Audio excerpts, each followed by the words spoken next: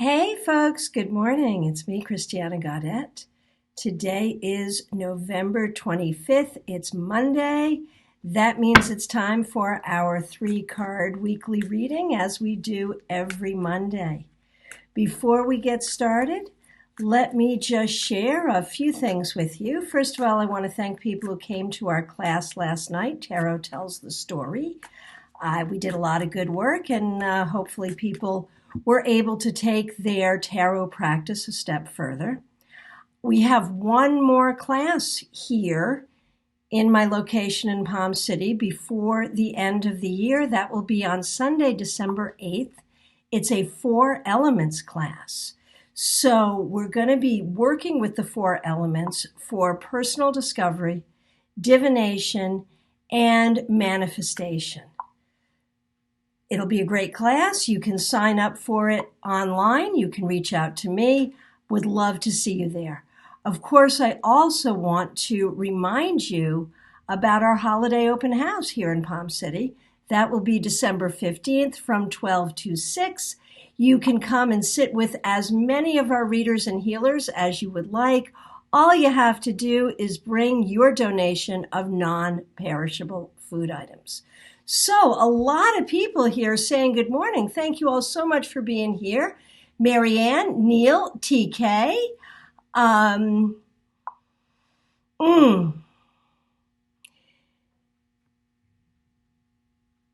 Vijayetta, did I get it right? Hope I did. Marion, Angela, Dana, Jerry, Christina, glad you're all here. And if I didn't see you or call you out by name, but you're here, I thank you so much for being here. If you're watching an archive, I thank you for being here as well. So the 3-card weekly reading. Here's how it works. And you know, it's a funny thing because for years, I really didn't believe in the idea that we could just pull cards for the world at large and have it be meaningful. But as it turns out, it does really work. So we're going to pull 3 cards that talk about the available energies for this week, November 25th through December 1st, the last week of November, Thanksgiving week here in the United States. If this resonates for you as a reading, please do take it to heart. And of course, if you would like something more specific, you can work with me getting a personal reading. We can do that by phone, Skype, FaceTime, Messenger, or right here in my Palm City office. Hey, Aji, Martha, Angela, so happy to see you all here. Okay, so today I am working with a really pretty deck. This is Shadowscapes Tarot from Llewellyn. I actually sell it right here in my office. And I thought it would be fun to do a reading with a really pretty deck. So, what are the 3 cards that will describe some of the available energies to us for this week? Let's see what we got. The first is the 6 of Cups. And, you know, this is very intricate artwork. I'm not sure how well it reads here on camera, but I promise you it reads very well in person. Debbie says, nice deck. Yes, it surely is. So 6 of Cups is so perfect for Thanksgiving week because very often the six of Cups can be about a reunion of friends and family or a return to a childhood home, getting together with family, which is what a lot of us here in the U.S. are going to be doing. Now, this can also, though, talk about nostalgia, thinking about the past, which holidays often have us doing. And there can be a positive and a negative here, and an up and a down. This card warns us not to spend too much time living in the past, to honor the past, but to honor the past only to the extent that it helps and heals us. Okay, Marion says, I'm sitting here edging my Shadowscapes. So Shadowscapes already sort of has, no, I guess it doesn't, does it? Are you edging it with silver? I would think silver would be the right color for it. Let me know how that goes. I have never crafted with my cards. I've never cut off a border. I've never edged a deck because while I am a very nimble reader, I am not a nimble crafter, and I'm afraid I would screw it up. Let me know how it goes. Let's see. Hey, Julia Quattrano, good to see you. Okay, so first card, Six of Cups. Enjoy reuniting with friends and family. Enjoy that stroll down memory lane insofar as it's healing and helpful, and no further. Let's see what the next card is. The next card is Death. And again, what a great image. It's a phoenix, which is one of my favorite images for death. We know that Major Arcana 13, the death card in tarot, does not typically indicate a physical death beyond the fact that we're all gonna die, right? There's my psychic prediction for you. You and everyone you know will eventually die, right? So with the Six of Cups and death, this is a time to remember our ancestors, to remember those who have gone before. This is a time to honor their memory, to work with them in spirit. Now, this is also about what traditions do you keep and what traditions do you change. Do not, and again, you know, even I've got some people here who are not celebrators of Thanksgiving because they're not here in the US, but we're rolling right into the Christmas season, to the holiday season. We all have some kind of holidays during the winter festival season. And so we're all going to be confronting these issues. Which traditions do you keep? What new traditions do you start? What old traditions do you scrap? And can you do it without guilt? These are the questions we have to be asking ourselves. So Marion, as regarding the edging of her Shadowscapes, a metallic lilac. Oh my gosh, that's going to be amazing. You have to show us pictures. I cannot wait to see it. Christina, I get to see friends who I haven't seen in 20 plus years. It's a good first card. And with death, we can see what has changed in those 20 years and what hasn't. Okay, our final card, the High Priestess. And so, while these cards are for all of us all over the world, I really can't help but interpret them from my own American perspective as we prepare to welcome 3 generations of family for our Thanksgiving celebration. And, you know, the High Priestess very often is about keeping peace and keeping silent.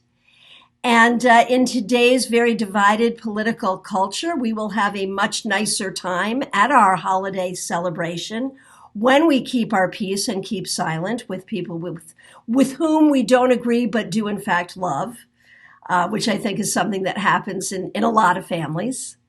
The High Priestess, though, as well, is also about looking inward. It's about our own internal journey.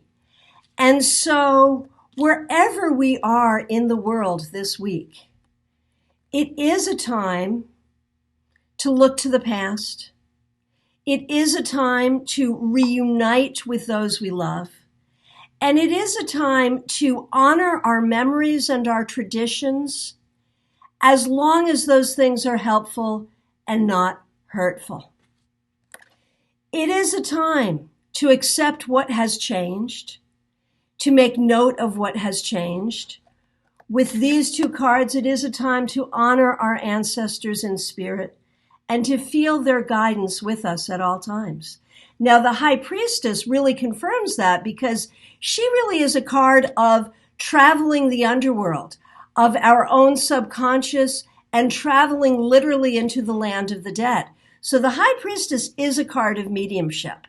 So wherever you are in the world, know that at this time of year, you know, we're still in that October 31st Samhain energy in a lot of ways. We have the ability to communicate with, to hear wisdom and guidance from our loved ones in spirit. Even our ancestors who we've never met in this life are with us, are part of us, and are guiding us and guarding us.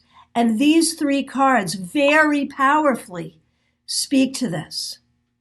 So while we may be in mourning and we can acknowledge that grief, we must also be in celebration of all who have come before, of all who make us who we are, and we must welcome their guidance into our lives.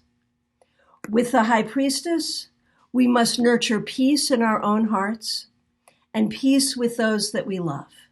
We must keep silent when it is time to do so. If the question is, how much should I share about myself and my life? Very often the High Priestess says, until you're sure of your audience, stay silent, keep your secrets.